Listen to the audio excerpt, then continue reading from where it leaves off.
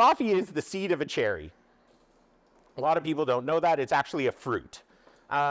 So farmers farm this fruit and have been farming it at elevations as high as 6,000 feet above sea level. So most of the time it's on the side of a mountain. And they do it all by hand, most of them. So the cherry is picked by hand. It's then processed, whether it's washed, natural, all kinds of funky stuff. It gets brought down, put on a boat, and then over here where I get it. I get it at a state that it's at about 73 degrees Celsius. There's about anywhere between 9 and 11% moisture in the coffee, and that's what we refer to as green. It is hard, undrinkable. You can't do anything with it. You couldn't even plant it to get another coffee bean going. So that's where I get it. At which point we throw it into our roaster, and the coffee starts to transform. Our roaster we started off at about 230 degrees, and the roaster brings it down, and the coffee starts to change as it's in there. So it gets to the boiling point, as it's known as, or the turning point, and that's where the coffee starts to come alive, and everything, it becomes equal in every state, and then it starts to evolve into coffee. It goes from the boiling point, and it goes through a stage known as the drying phase, and that's where we're getting rid of that 9 to 11% moisture. Once it hits that point, it's referred to as, what's it referred to as? I don't know. It's over 150 degrees Celsius. See, we talked about this earlier, going, what the fuck am I going to say, right? And so it gets to this point where we sit there, it gets to 150 degrees Celsius, and all the chemicals are starting to change in there. That's the drying point. Then it goes through a part known as Maillard. That's what we thought it was called. And to explain Maillard, it's when you take a piece of chicken and lay it on a frying pan, and all the proteins and carbohydrates in it turn brown. That's Maillard, where it starts to caramelize. So that's what roasters thought was happening, but we're really not sure. See, we're through that. Yeah, keep cruising. Right? That's the green. Oh, right there. Right, the next one. So I tried. I totally tried, right? I suck. Right? Gabby had this great presentation of a happy something, and I can't remember what they were. Potato, right? And I was like, oh, fuck, I'm going to do this with coffee beans. And it totally didn't work out. I was like, oh, my God, I don't know what the hell I'm doing. So that's a coffee bean at 150. Go to the next one. So we're now flying through Maillard, and that is the caramelization or the conversion of starches to sugar. Keep cruising. We keep cruising. Then we go into the part, after it goes through the conversion, we go into a place known as first crack. Now it's officially coffee. Everything up until this point, it's not coffee. So now we're officially coffee at first crack, and the skin comes off, and it is fully converted. It is really probably acidic at this point because there's still, the moisture hasn't been worked out, and all the carbohydrates haven't been smoothed out. Then we keep cruising, and then it's finished coffee at 205 degrees. That's the coffee you're drinking today. That is actually the coffee you're drinking today. I know. Isn't that impressive? And that's the farmer of the coffee. That's the farmer of the coffee that we bought it from. So Vitor and Paulina. And so I thought that was important to start off. And then the next one is just a cup of coffee. That's what you're drinking it out of. So and we'll just leave it there for a couple minutes. It's 2009. And I'm working for the quintessential Canadian coffee company, Tim Hortons. I'm business development manager in Southern Ontario. And I'm helping business owners get through the recession that had just happened, the big crash. And we're working on profitability, we're working on efficiencies in their business, and we're working on people. My mother had just passed away, and we're working through that. I'm working through that one. They're working on their business. I'm working on getting over my mom. And all of a sudden, my epilepsy started acting up. So I'm like, oh my God, total stressful, don't know what the hell's happening in my life, and my epilepsy's acting up. So I go see a doctor with my wife, and I'm like, I can't do this alone. I totally can't. And so I go see my neurologist, and we're sitting there. She opens up a folder, and on this desk in front of me is a paper in big black letters across the entire paper. It says tumor.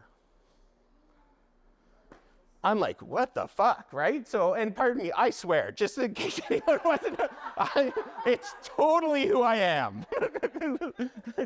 So I see this big thing that says tumor, and I'm like, holy crap. And then that wasn't the only thing on the page, and it wasn't big and took up the whole thing. But what it did say, it's dysembryoplastic neuroepithelial tumor. That's what it said. So I asked, what's that? And as calm as can be, she looked at me and said, didn't I tell you? That's what you have. And I had been dealing with this for 2 years, and I was like, holy shit, my world collapsed right there. My wife was beside me, thankfully, and my daughter was with a friend of mine. So anyways, I walked out of there suicidal, depressed. For 6 months, I couldn't deal with life at all. Not at all. I wouldn't even let my daughter in the car with me because I didn't know if I was going to drive into oncoming traffic. I was scared. So I looked to podcasts to help me get through this. I started looking, there's many people who have been where I am and have taken control of their life. How the fuck did they do it?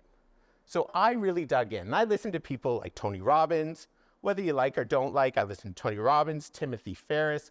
I went to salespeople because I figured they understand the brain better than anyone.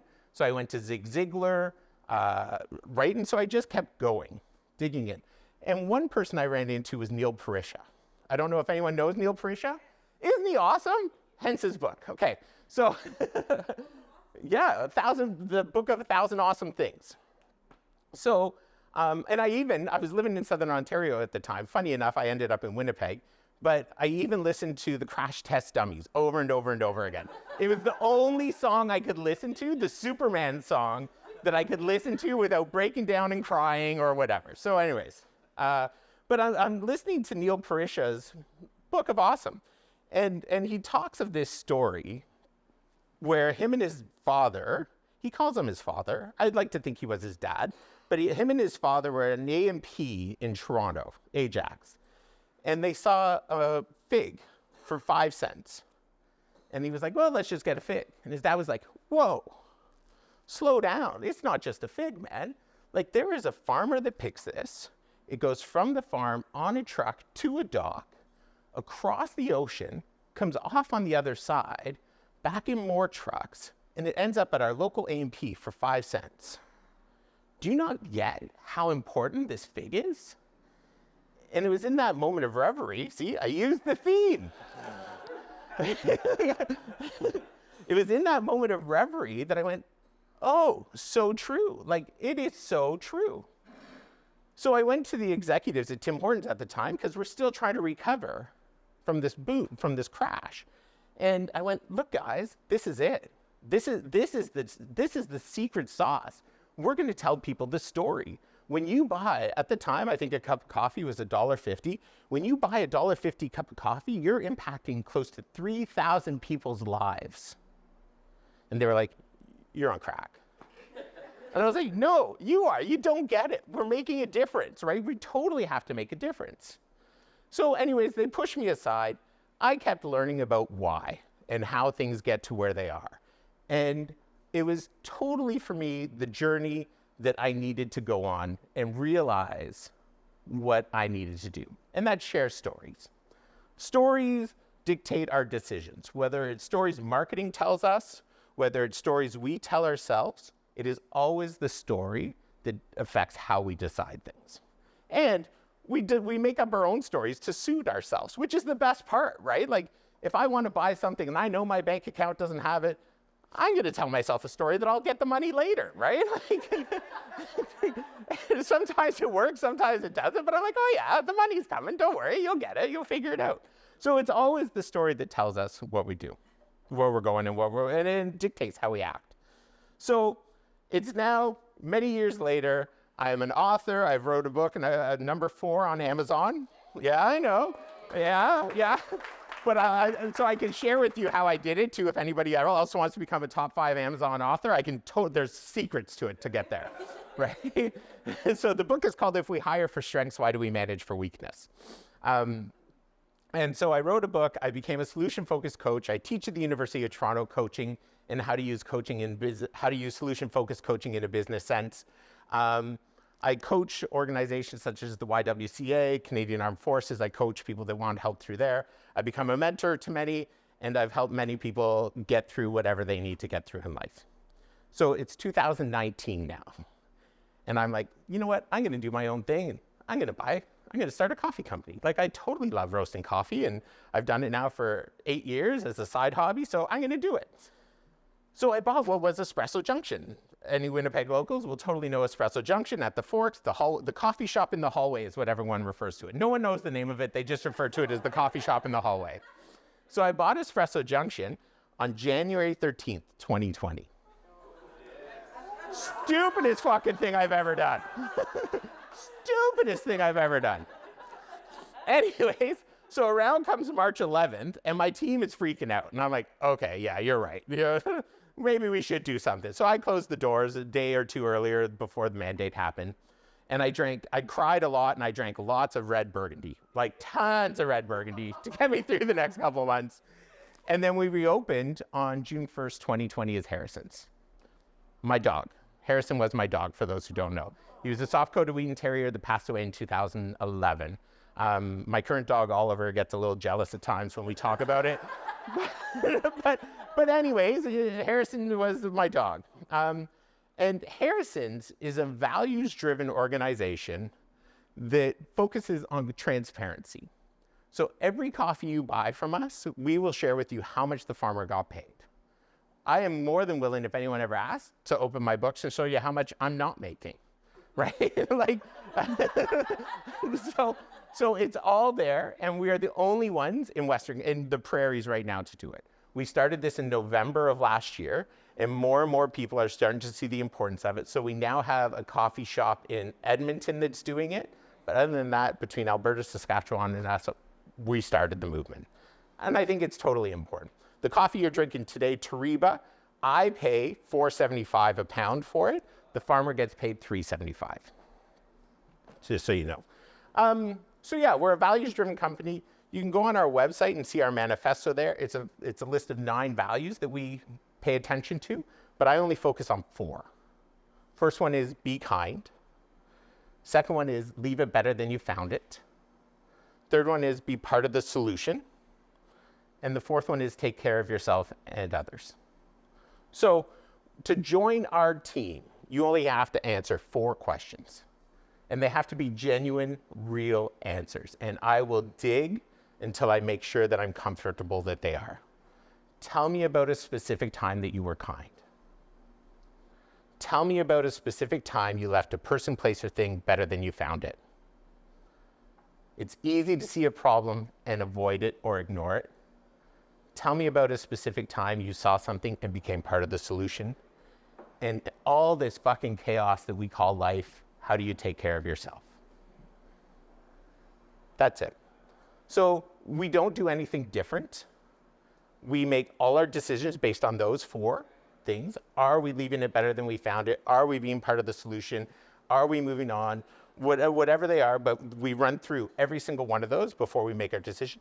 And for those in business, I'll tell you that when you have conversations like that, it makes life so much easier. Because I'm no longer talking, different levels, I get it, but I'm no longer talking about you didn't fucking mop the floors. I'm talking about, did you leave it better than you found it? You told me that's who you are. You're not living to your values. So what's happening and how do we help? Then we turn it into how do we serve, right? We have lost many people over the 3 years that I've owned Harrison's, but I'm always thrilled when they leave.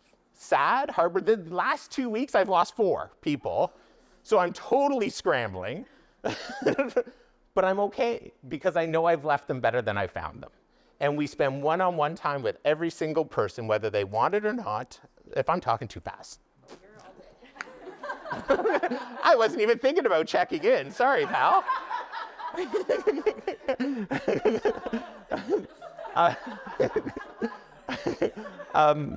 But we know that everyone gets one-on-one time with me, whether they want to or not.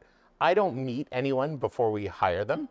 I just do a quick 5-minute phone call. Actually, Nina, my newest team member, Nina's not here, but Nina's boyfriend's mother's here. Yeah, there we go. Yeah. Yay, Alexa!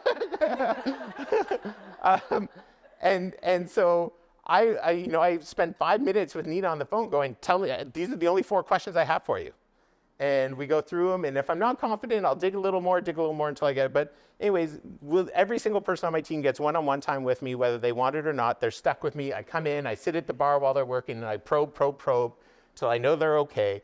And if they're not okay, I keep probing until I know we get to a point that we can turn things over and focus on moving forward. So, one person once said to me, I love working here because we're all a little quirky. Right?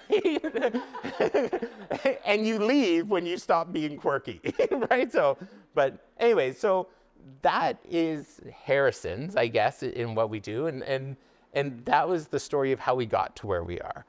We are so people-focused in everything we do that know that when you support us or support any of our suppliers, they are working back towards getting people that they can serve. We'll go next slide. Just as a fun note, so we've now done coffee transparency. Yeah, we've now done coffee transparency. So when I started Harrison's, I was like, fuck, I really want to pair coffee with chocolate, but no one's offering chocolate transparency in North America. So no one is, so we've started it. So we are working directly with farmers. We have one middle guy. I talked to about 10 cocoa providers, and no one would give me information about the farmer. So we are now working with a guy who will share all the information with me. He's still hesitant to share how much he's paying farmers because he doesn't want me to go to the farmer. But I'm like, don't worry about it. I won't. I don't want your job, but I want to offer chocolate transparency. I think it's a perfect mix. Fun story about this one before I get off the stage, the Colombian chocolate. This is my favorite. Now, my favorite chocolate up there is the Thailand, yeah, for sure.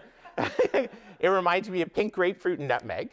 So chocolate has its own flavors. So again, it's a fruit, so it has flavors that we don't think about. When you buy chocolate from someone else, they buy shitty quality chocolate, they over roast it, so everything's gone. All you get is roast. And that's what's neat about coffee too, is they over roast, whatever. Anyways, the Thailand is pink grapefruit and nutmeg. The Mexico is big purple grapes. You know those big grapes that you got when you were a kid and your like juice is running all over your face and shit? That's what that one reminds me of. The Colombian one is so special though to me. Laura is the farmer's name, and it reminds me of chocolate. It really is chocolate, and then it has a tropical fruit finish. But to share the story, Laura is the farmer's name. Laura just started farming her land in 2017 because there was civil war on her land right up until the end of 16. So she's just been farming it since then. So we became friends with Laura on Instagram, and I started going, hey, I'm roasting and selling your chocolate, your cocoa, I'm making it into chocolate. What do you want people to know? And Laura said the Civil War part, and then there's anacondas, anteaters, and other animals that roam on her land. So when they're out farming, they do it all by hand, and when they see an animal, they stop. They let the animal do what it needs to do, and then they come back later, which I thought is so cool.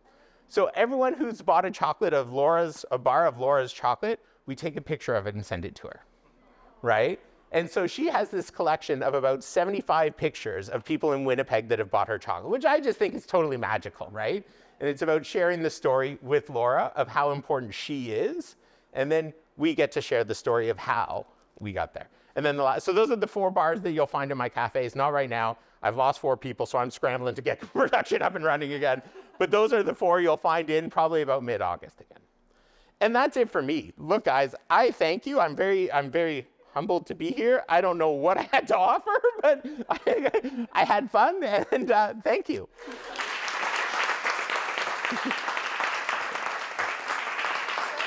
Thank you.